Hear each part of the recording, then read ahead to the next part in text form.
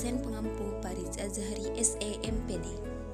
Dengan anggota kelompok Rini Rindiani sebagai pemateri pertama, Ranti Rahmawati sebagai pemateri kedua, Mayada sebagai pemateri ketiga, dan Siti Siparama sebagai pemateri keempat. 1. Definisi sistem informasi eksekutif.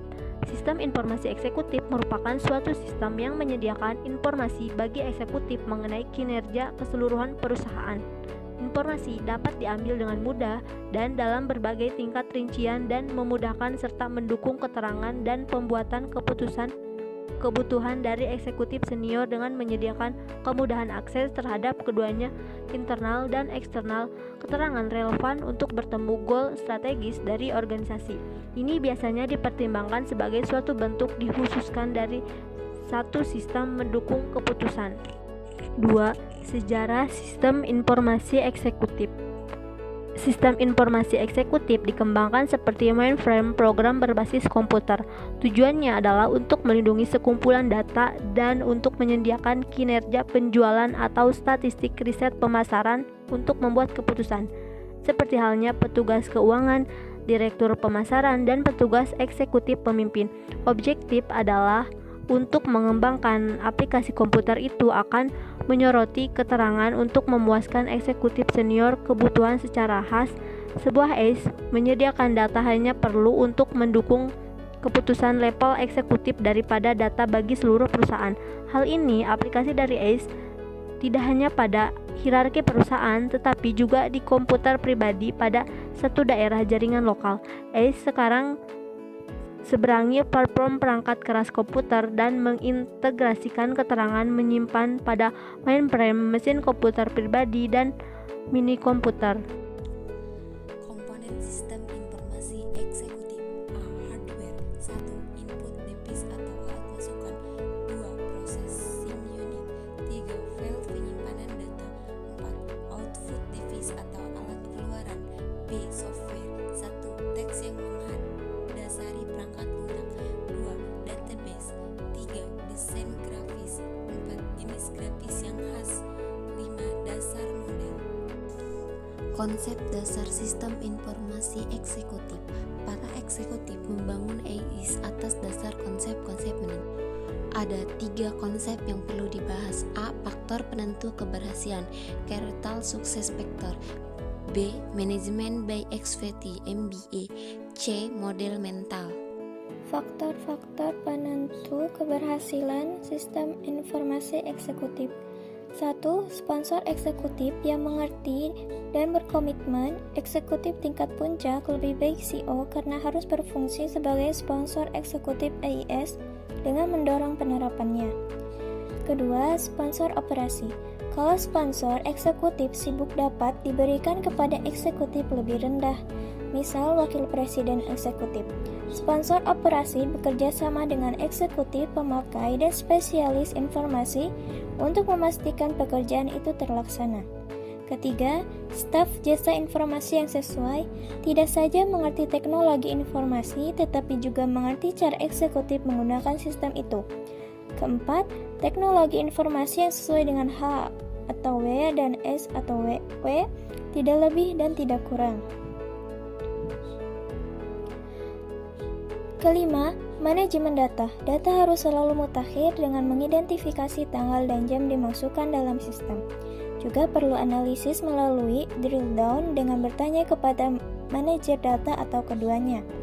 Keenam, kaitan yang jelas dengan tujuan bisnis. AIS harus berhasil memecahkan masalah-masalah spesifik untuk memenuhi kebutuhan yang dapat ditangani teknologi informasi. Ketujuh, manajemen atas penolakan organisasi. Jika seseorang eksekutif menolak AIS, perlu upaya untuk mendapatkan dukungan. Kedelapan, manajemen atas penyebaran dan evolusi sistem. Jika manajer tingkat atas mulai menerima informasi dari AIS, maka manajer tingkat bawah menginginkan informasi yang sama, karena mereka ingin mengantisipasi masalah dan memecahkannya. Langkah-langkah eksekutif untuk meningkatkan sistem informasi. A. Menyimpan inventarisasi dari transaksi informasi yang masuk, yaitu memelihara rekod data dan menyimpan ke database dan dapat dibuat laporan. B. Merangsang terjadinya sumber yang bernilai tinggi. C. Mengambil manfaat dari peluang yang ada. Ketika informasi datang, eksekutif harus dapat memperolehnya. D. Menyesuaikan sistem dengan kebutuhan perorangan. Eksekutif menggunakan gaya atau cara pengumpulan informasi yang berbeda. E. Memanfaatkan teknologi. Memanfaatkan staf pelayanan informasi untuk mengembangkan sistem dalam perusahaan itu sendiri. Materi selanjutnya yaitu alasan AIC dibutuhkan untuk kebutuhan informasi yang up to date. Alasan pertama dari alasan eksternal yaitu meningkatkan kompetisi, lingkungan yang dengan cepat berubah, keharusan untuk selalu proaktif, kebutuhan untuk mengakses eksternal database. Alasan kedua adalah alasan internal yaitu kebutuhan akan informasi yang up to date. Kebutuhan akan komunikasi, kebutuhan akan informasi yang lebih akurat, dan kebutuhan untuk meningkatkan keefektifan.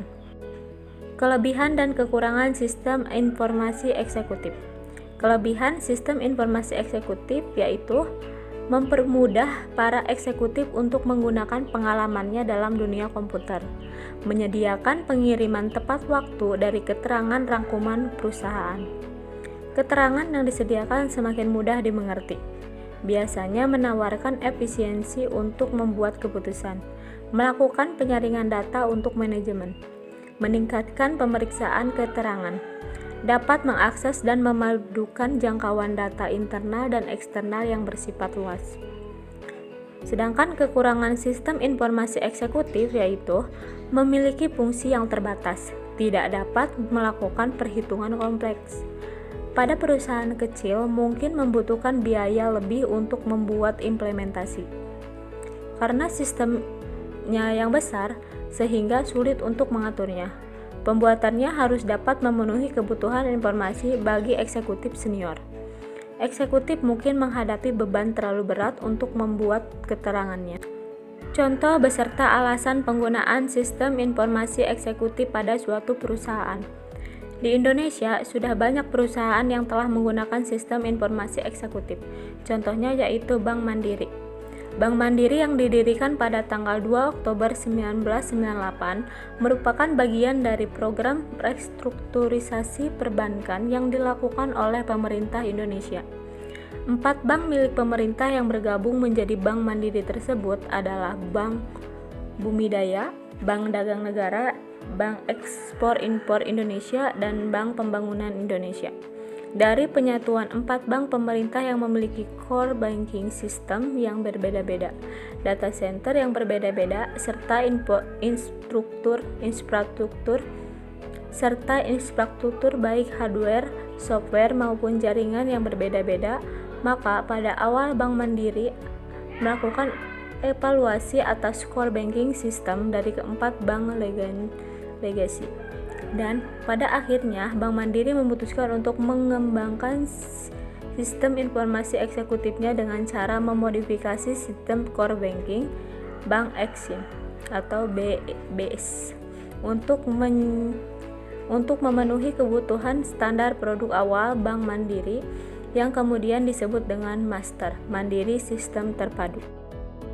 Selanjutnya, kesimpulan sistem informasi eksekutif atau IEIS memiliki peranan yang sangat penting dalam perkembangan sistem informasi dewasa ini.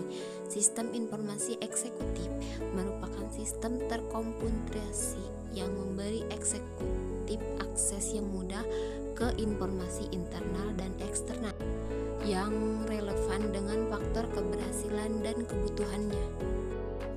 Baik, selanjutnya